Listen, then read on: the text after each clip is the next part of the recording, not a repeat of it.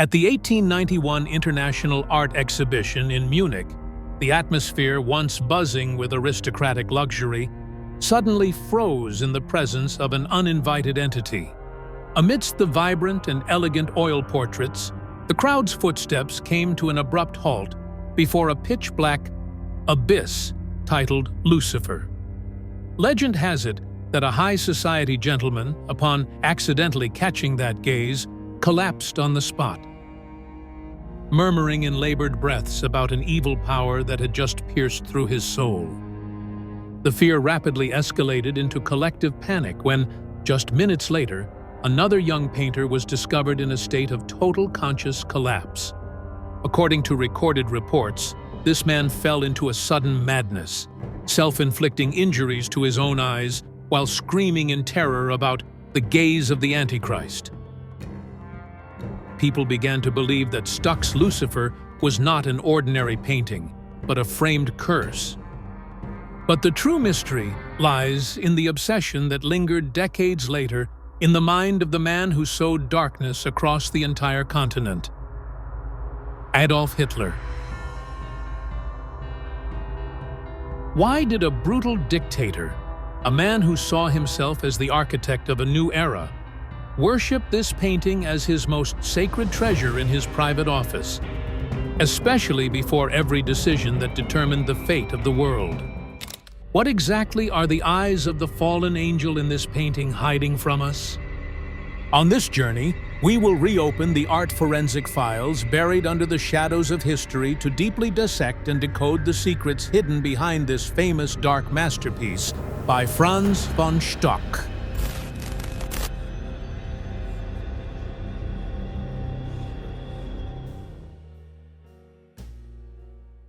To strip away the veil of secrets shrouding this masterpiece, we must move beyond the position of a curious observer and penetrate the very source of these nightmares: the studio at Villa Stuck. This was no mere art studio. Records of Franz von Stuck's painting practices and conservation files reveal that he designed this space as a psychological dark room where all the noise of glamorous Munich was completely neutralized, leaving only a silence so thick you could hear the very heartbeat of fear.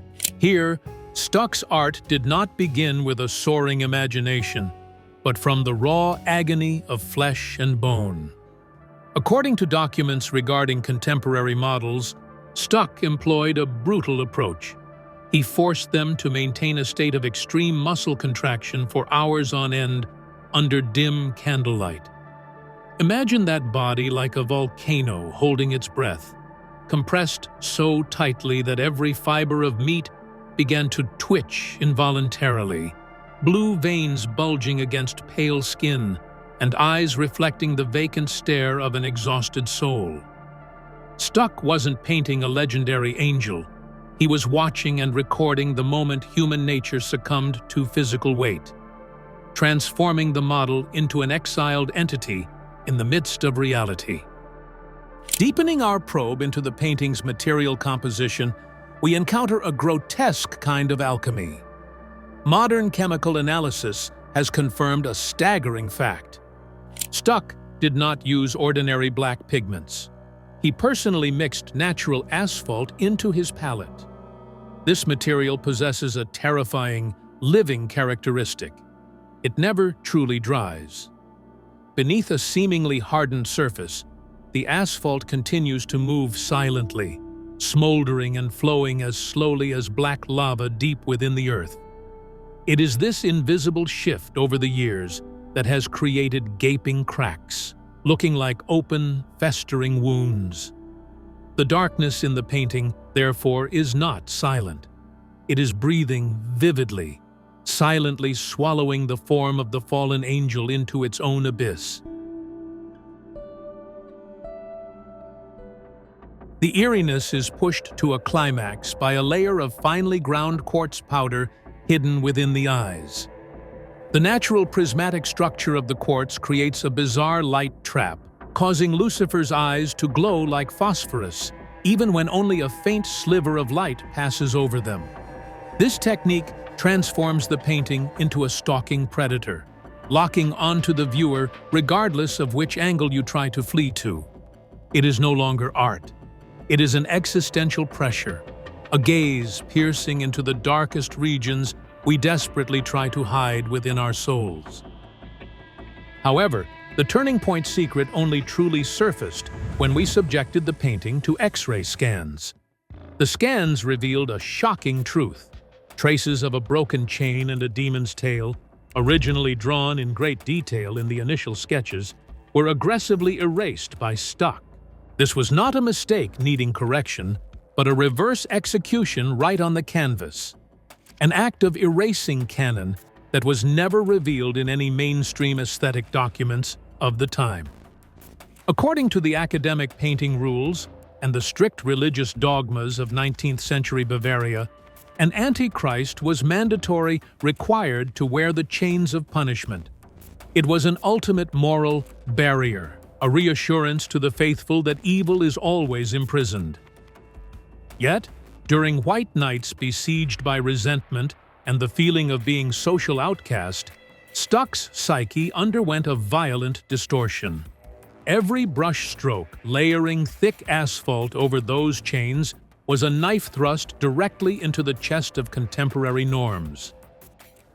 Stuck allowed hatred to guide his hand, turning the creative process into a frenzied reverse exorcism.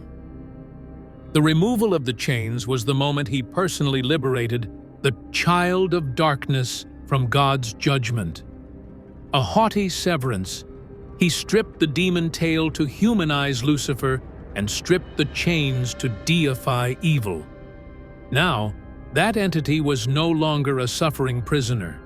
He was an absolute free ruler, the embodiment of a new kind of faith, where power requires no forgiveness and pain is transformed into a lethal weapon.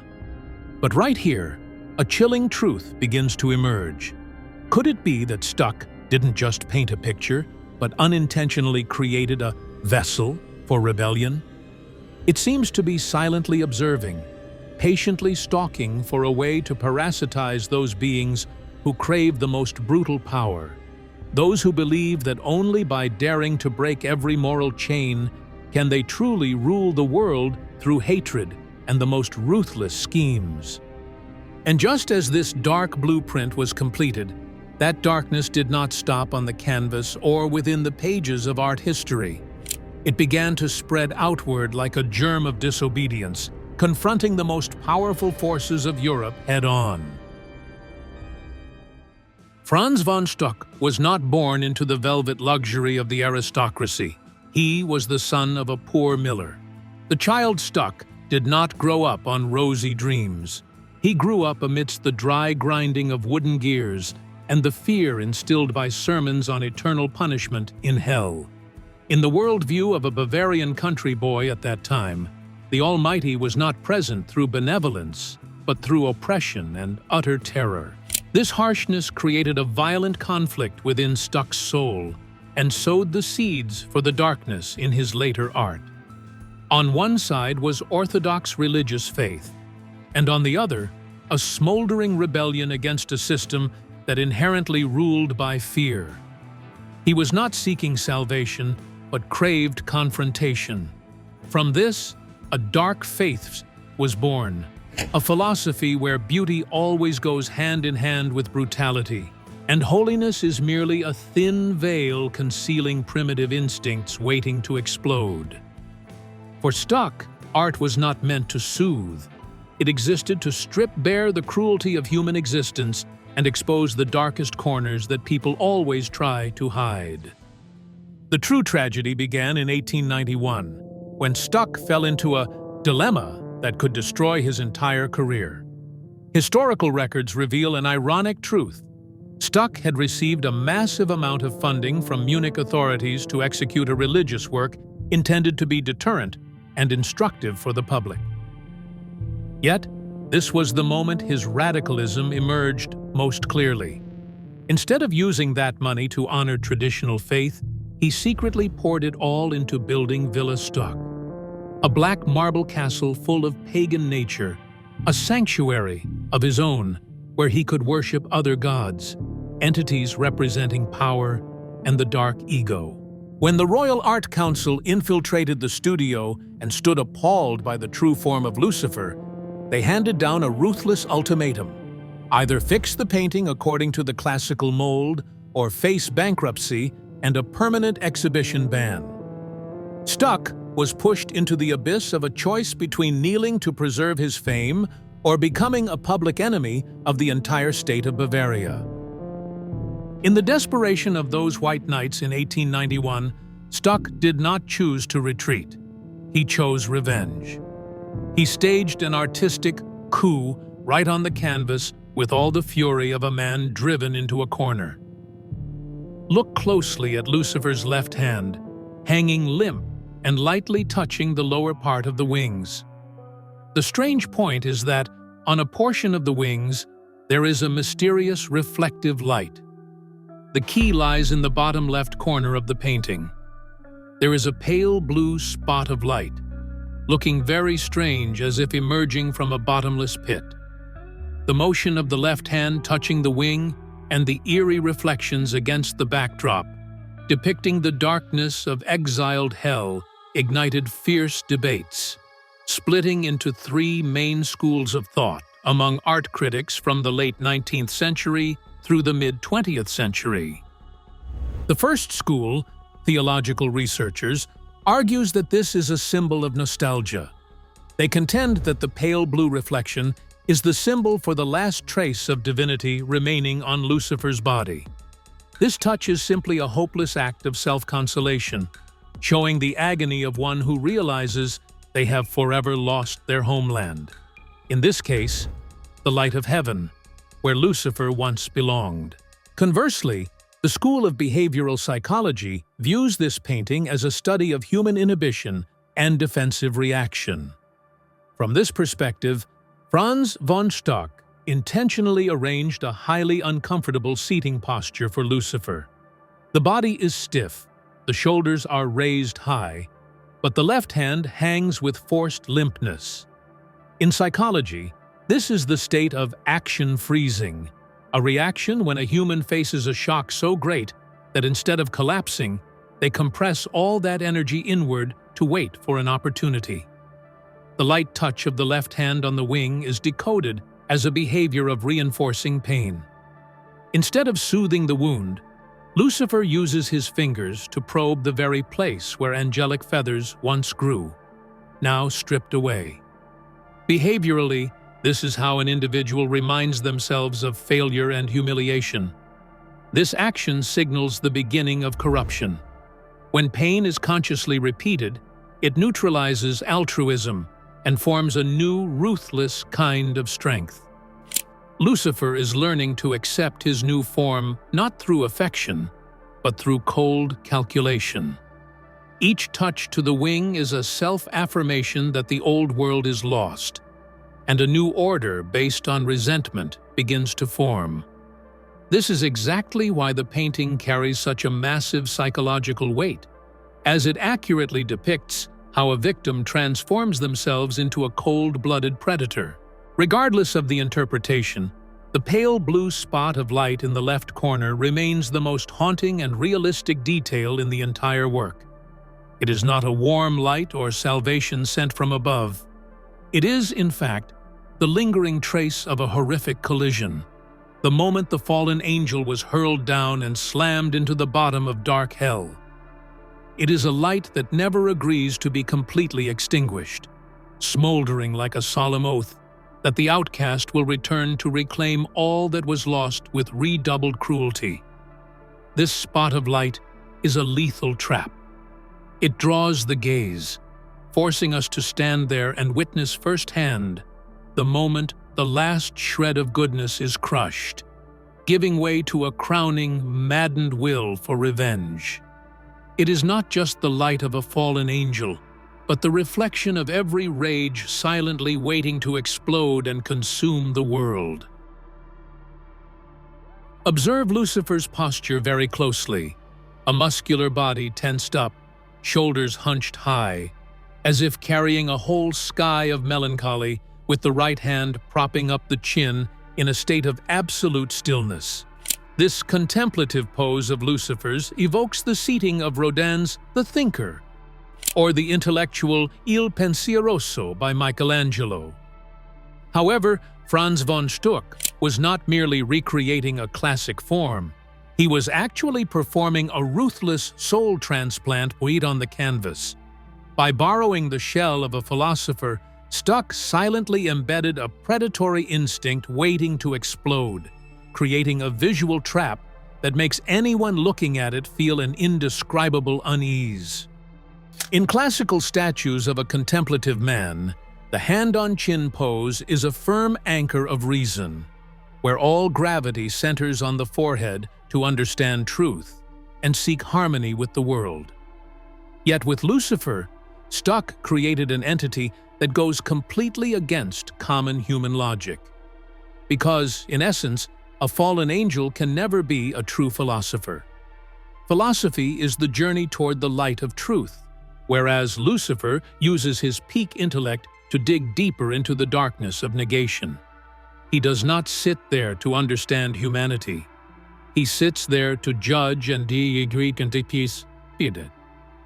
Stuck shifted the entire center of will downward, making gravity no longer reside in the brain, but instead pour into the muscle groups stretched like harp strings.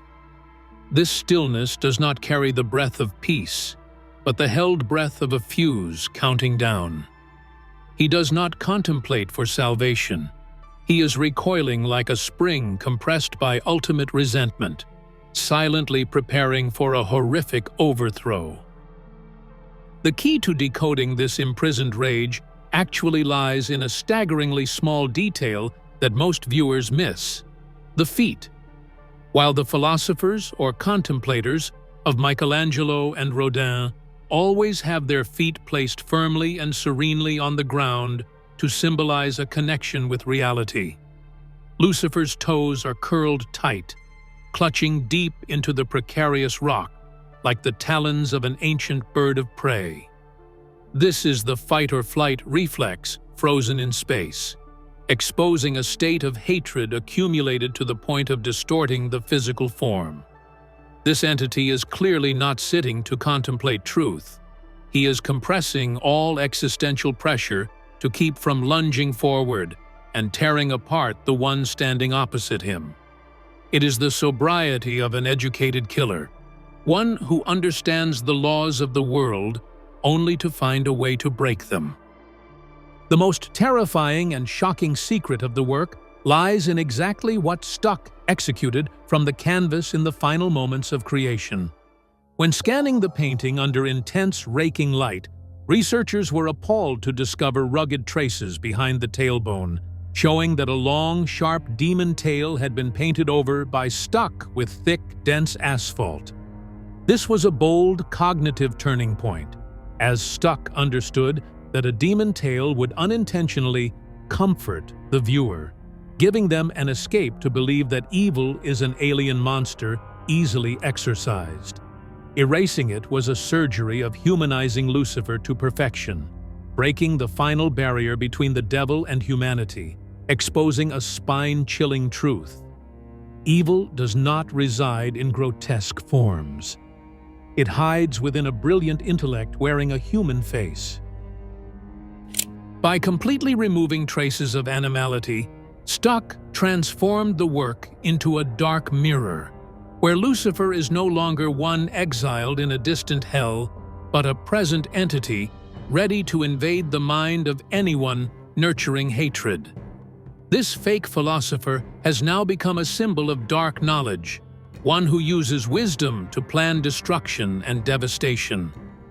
For when all the doors of heaven have slammed shut, when kindness is but a luxury commodity, then resentment is the highest form of sobriety. The painting remains there, quietly observing, as a reminder that Lucifer never truly left. He is merely waiting within each of us, a small flame of hatred waiting for the day to erupt into a great conflagration. And just as this dark blueprint was completed in the Munich studio, in a small town not far away, another soul was born, carrying the phosphorescent gaze of Lucifer into the real world, preparing to turn the darkest ideas into a real catastrophe for humanity. In the flow of destiny, 1889 is not just a number, but a cursed coordinate. At the very moment the renowned painter Franz von Stuck applied the first coats of asphalt in Munich to sculpt the phosphorescent eyes of the devil, in a nearby small town, a child named Adolf Hitler was born. One used paint to create the devil on canvas, and the other would use the blood and bones of humanity to transform that form into a real nightmare. They were not only born in the same year, but also considered Munich their fateful stopping point, where the darkness of painting and politics intersected in a bizarre way. In 1913, as a struggling, down-on-his-luck artist, Hitler worshipped Stuck as a god. Then, upon seizing supreme power in 1938, he used ruthless political pressure to forcibly remove the Lucifer painting from the Bulgarian royal family to his Führerbau office. Here, an unwritten but deadly decree was issued. No guard or clerk was allowed to gaze at Lucifer's face for more than 5 seconds. Records from the Führerbau building show that at least 3 guards fell into a state of extreme panic, one even firing into thin air after spending the night alone with the painting. Hitler didn't want anyone stealing the energy from him, but the real reason was far more terrifying. Those eyes had the power to break the human mind. This secret crept into hidden manuscript pages where the dictator confessed his morbid adoration. In the deathly silence of the Führerbau, when the only light shone directly into those eyes, I no longer saw a picture. A chilling electric current ran down my spine every time I looked into those eyes. His gaze seemed to tear my soul apart, stripping away all weakness and suffocating the last vestiges of humanity to extract the cruel, cold essence I had longed for. He was performing a ritual. He was handing over the dominion of hell on earth to the only one worthy. I will use the spotless gaze of the devil to chain the whole world to my feet. The truth behind the 5-second ban has been deciphered by modern neuropsychologists through the phenomenon of dark visual overload. Optical analyses revealed that Franz von Stuck had inadvertently created a biological trap that directly attacked the nervous system. Mixing fine quartz powder into the asphalt created millions of microscopic prisms, making Lucifer's eyes appear to blink and expand with each breath of the viewer under different lighting angles. The clearest evidence lies in the fact that the geometric structure of these eyes directly stimulates the amygdala, the brain's center for processing fear and survival reflexes. When you exceed 5 seconds of continuous observation, the brain is tricked into believing it's not a flat surface, but a real predator lurking, leading to mild panic and visual freeze. Science has exposed the hypnotic weapon that Hitler once revered, a form of reverse hypnotic illusion, where the darkness of the painting actively invades and paralyzes the most human part of the viewer. In 1945, when the Allies occupied Hitler's bunker, a report from the military's psychological investigation unit suggested destroying the painting, claiming it contained evil energy capable of causing behavioral disturbances. However, as the incineration fire was about to erupt, a strange intervention occurred. Instead of being thrown into the ashes, Lucifer was secretly preserved by experts from the Monuments Men. They believed that destroying it was not a way to end evil, but rather an act of killing the only living witness to help humanity study the psychological manipulation mechanisms of dictatorship.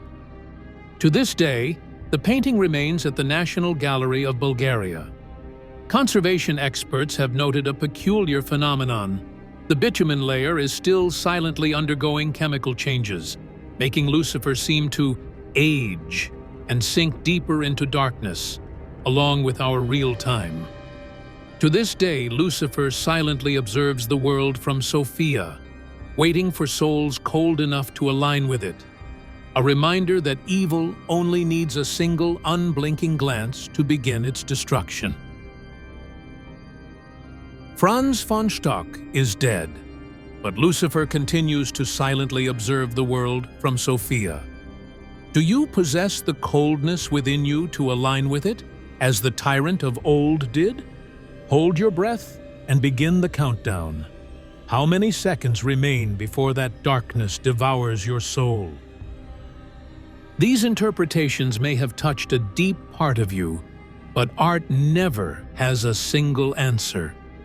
I'm eager to hear your thoughts, whether it's unease, empathy, or a completely new interpretation I've never considered. Please share your perspective in the comments, because it is these personal viewpoints that will complete the journey of deciphering the strange allure of this masterpiece. If today's journey into the world of Franz von Stuck has given you a fresh perspective, please leave a like and subscribe to the channel. That will be an encouragement for us to continue unraveling the unsolved mysteries in the greatest masterpieces of world painting history.